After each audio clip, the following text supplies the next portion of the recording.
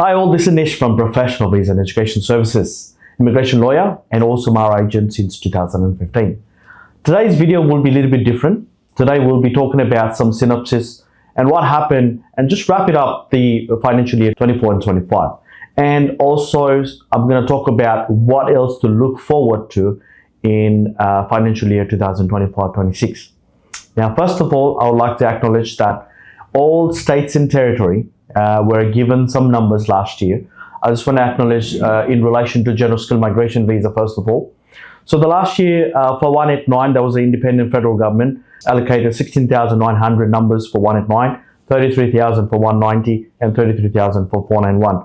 This was further segregated to states and territories, and the states and territories who got the biggest numbers were New South Wales, Victoria and Western Australia. Obviously there was a lot of movement in this particular state because of the numbers and also how the invitation rounds was carrying out. Well, if I really look back in terms of the general skill migration visa, I think this particular year was very slow in terms of invitation numbers. All states and territory were not as aggressive as they were last year or year before that. Then one particular territory, year in, year out, has been performing very well for us and also has always been constant with their policies and always been reliable is, again, I would like to acknowledge ACT Canberra. ACT Canberra has done it again, irrespective of how many numbers ACT Canberra government receives. It always surprises us with how well these particular numbers are managed by this territory, and well done to ACT Canberra government and how these guys are managing the migration policy despite of not receiving the full-fledged number, whatever they have requested last year.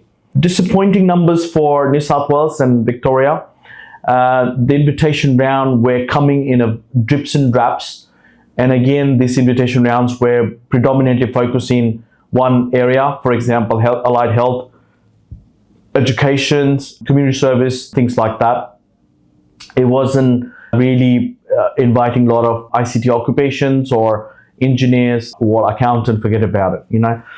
So with the Victoria as well, with this financial year, we didn't see a lot of aggression or we didn't see a good round of invitation. Again, Victoria was just drips and drabs. Well, Western Australia did a very good round of invitation beginning of the financial year. And as the year progressed, the numbers died down a little bit. But again, Western Australia was very welcoming for many of our clients who have been able to secure the permanent residency through the critical and priority occupations like building and constructions. In Western Australia, because they had a particular eligibility criteria where you don't have to necessarily be working in your nominated occupation in order to secure the 491 or 190 in Western Australia. This was very welcoming for Western Australia to produce those kind of eligibility criteria. But having said that, we closed it off with pretty high numbers in terms of scores. So a lot of popular occupations all sitting around 85, 90 points in order to get the 491 as well. So the 190 were more focused on being able to secure a job or employment in the nominated occupation. So hence a lot of people were not so lucky in terms of Western Australia 190.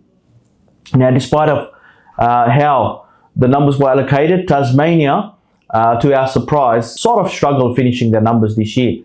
And again, not all states or territory would like to exhaust all their numbers. Some states and territory also like to call out exhaustion of the numbers quite earlier in the game. In terms of Tasmania, it surprised us a little bit this year because it looks like migrants who's going to Tasmania in order to secure the 190 and 491, looks like the volume has decreased. Because of that, so the overall program year, the percentage of how the allocated numbers were used this financial year, it appears that Tasmania government sort of struggled to finish that quota for this year. So this is a good indication for someone who's looking at migrating to Tasmania, especially if you are in that Tasmanian critical occupation list. This is probably the good timing for you to start thinking about whether or not if Tasmania is a good state for you to do the relocation. And again, something to think about. It's a really good point for you to start thinking about where to from here in terms of Tassie. Well, Queensland, Queensland doesn't normally get a big numbers. Whatever the numbers they received, it was predominantly used for people working in the nominated occupation. Again, when it comes to general school migration visa, Northern Territory, they sort of shut their program down fairly quickly because the numbers allocated to Northern Territory was very, very small. South Australia had the numbers, but again, South Australian eligibility criteria were a little bit stricter, in comparison to any other states and territory. So we do have to relocate a lot of South Australian people who was studying there into different states and territory in order to secure their permanent residency quicker. Now, I guess those are the major states and territory I wanted to talk about today. But where to from here? So we had the federal budget in October, and federal budget is kind of quite indicative that the migration numbers for financial year 2025-26 hasn't cut down despite of what the debacle was during the election campaign. So 185,000 migration numbers are still retained, and Prime Minister or Department of Home Affairs Minister hasn't made any announcement where there is an indication that number will go down. So it looks like we will retain the 185,000. Now, there is no official release of the data in terms of how these numbers will be allocated for the financial year 25-26.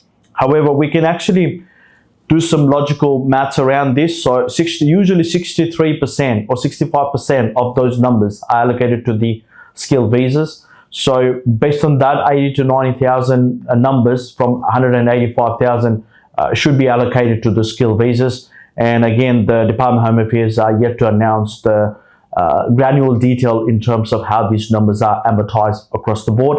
And as soon as we find out about this particular news, we will definitely bring it out to you guys. Talking about New South Wales, obviously some of those ones who's been following the news, Andrew Giles and his team has actually produced this particular bulletin in order to provide these particular reports to New South Wales government and also the Department of Home Affairs in order to ascertain what skills or job shortages are required to fulfill in this area. So that was a good indication in yesterday's news about 50-50 percentage of the international students will be allocated to vet providers and the 50% will be allocated to university. The reason for the 50% for the vet providers are, well, the government believes that if the vet providers can help graduate these international students or any people who like to enhance their skills in the particular area, and they can actually bring up these skills much quicker in the market in comparison to universities.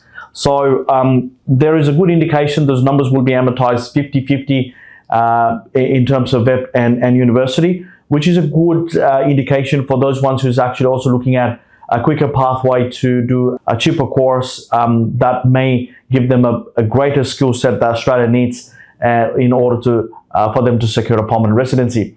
What are those areas? Well, again, no surprise, building and construction, so housing market. Obviously, we're having a bit of a housing crisis at the moment, and that has been the biggest topic for election this year. Again, so the government is actually focusing on building new houses, building more houses, more affordable houses for Australians and also international students. So again, migration movement has been a bit of a scapegoat in the past, where migration movement has been blamed for the housing crisis. So again, the government is working hard in order to create those skill set in those areas and be able to build those houses that New South Wales or any other states requires. So no surprise there. So if you're looking at financial year 25-26, you're definitely looking at you're getting your hands dirty into building and construction area. No surprises there. Again, Western Australia has already been quite vocal about this. Victoria has been quite vocal about this. New South Wales did mention about building and construction being on the priority, but it didn't really reflect on how invitation rounds were split out. So again, for you to consider what course to study or what are the areas that you could potentially get a permanent residency, building and construction is a hot topic for this year and also next financial year. Health allied sectors, obviously community service. There's a huge demand of community service people in the market, especially around social work, community service. This is also part of the bulletin that was produced to us. This is publicly available information you can download from the website. The other thing that they're focused on is also artificial intelligence. So any providers that are looking at facilitating the ICT focused courses that are more focused into the artificial intelligence, what those are the courses that you're looking at.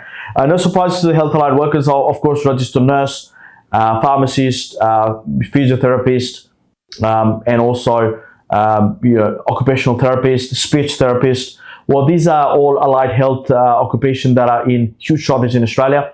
Obviously, in terms of the numbers that was shared by the NDIS commissioner, there is definitely a big shortage of speech therapists, occupational therapists, behavior therapists, and so on.